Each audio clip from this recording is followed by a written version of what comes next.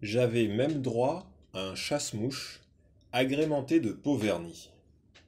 Mais, lorsque je suis devenu vieux, lorsque mes yeux ont cessé de bien voir, que mon corps s'est affaibli et que la base de ma colonne vertébrale s'est affaissée, alors mon maître a ordonné que je sois mené sur la décharge d'ordures située en dehors du village. Il a interdit de me donner la moindre nourriture, pas même des pelures de mil. Ma misère était telle que j'ai été envahi d'une gale dévorante.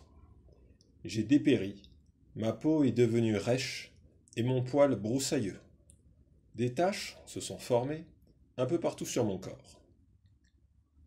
J'avais si faim que ma voix en est devenue tout enrouée. Et quand un homme du village venait à passer, si je me dirigeais vers lui pour faire appel à sa pitié, il me frappait de son bâton noueux. Alors, crocodile, saisis-toi de cet homme, attrape-le, oui, attrape-le bien, mords-le douloureusement, déchire ses chairs, et entraîne-le jusque dans les profondeurs du fleuve, qu'il y périsse, qu'il s'y perde, et que tous les habitants des eaux apprennent sa mort, même le poisson aux décharges foudroyantes, que les morceaux de sa chair soient emportés par le courant à la dérive, et que tous ses talons jamais plus ne se posent sur la terre ferme. À ces mots, le crocodile, qui se laissait bercer doucement par le courant, paupières à demi abaissées, se met à rire. Ô homme, as-tu entendu ce qu'a dit l'âne? Voilà une parole qui est la vérité vraie. L'homme ricane. Ce vieil âne, à la queue écourtée, assoiffé jusqu'à en être à moitié sourd, dit n'importe quoi. Si quelqu'un lui interdit de boire, sauf qu'il raconte des mensonges, alors certes il mentira, et même, s'il le faut, il ruera jusqu'à en crever l'abcès de son dos. Je n'accepte pas son dire et n'y répondrai même pas. Mais voici qu'un lièvre aux longues oreilles s'approche de la rivière. Ô imam de la brousse, appelle le crocodile, viens et juge entre nous. Cela ne saurait se faire à l'instant même, dit le lièvre. Laisse-moi d'abord plonger mes lèvres dans l'eau. Quand j'aurai étanché ma soif, et quand mon cœur sera calmé, alors je pourrai juger entre vous et me prononcer en toute lucidité. Le crocodile le laisse faire. Après avoir bu à longs traits, le lièvre s'installe prudemment à l'écart, assis sur son train arrière. Il lève vers le ciel ses deux pattes antérieures, comme pour prier la divinité, dresse tout droit ses oreilles et dit « Parlez maintenant que je vous entende, et ne mentez pas. Ne dites rien qui ressemble à un mensonge. » Cet homme que tu vois là, dit le crocodile, est venu ici pour pêcher des poissons. Il a introduit ses pieds dans la demeure. Je l'ai happé jusqu'à ce que mes dents se soient rencontrées.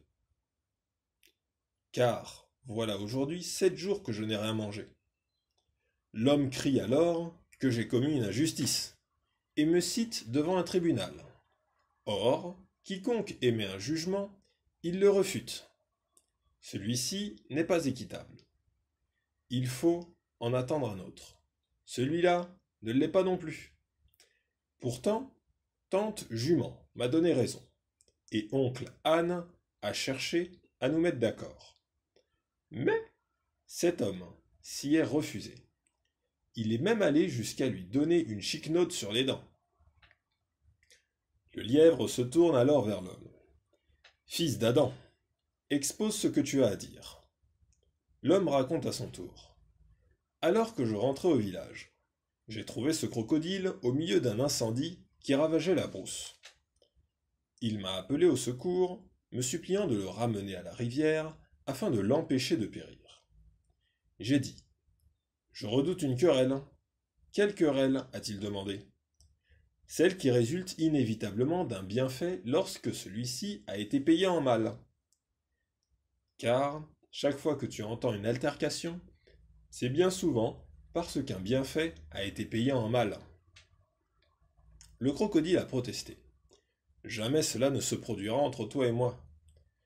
Alors, je l'ai fait entrer dans mon grand sac, et franchissant les flammes, je l'ai porté sur ma tête jusqu'au bord de la rivière. Là, il m'a demandé d'aller jusqu'au bout de mon bienfait et de le faire entrer dans l'eau. J'ai donc repris mon sac, suis entré dans la rivière et l'ai déposé là où il pouvait nager. Et voilà qu'une fois sorti dans l'eau, il se retourne et m'attrape le pied, sous prétexte que, perdu dans la brousse depuis 7 jours, il n'a encore rien trouvé à manger. Fit le lièvre d'un air pensif, puis semblant avoir pris une décision. Crocodile, dit-il, il est clair pour moi que la vérité est de ton côté. Pourquoi? Parce qu'un crocodile, perdu dans la haute brousse, c'est une chose qui n'a pu se réaliser qu'à l'âge où les pierres étaient encore tendres. Quant à cet homme, je voudrais que tu lui prouves que son sac ne peut te contenir tout entier comme il le prétend.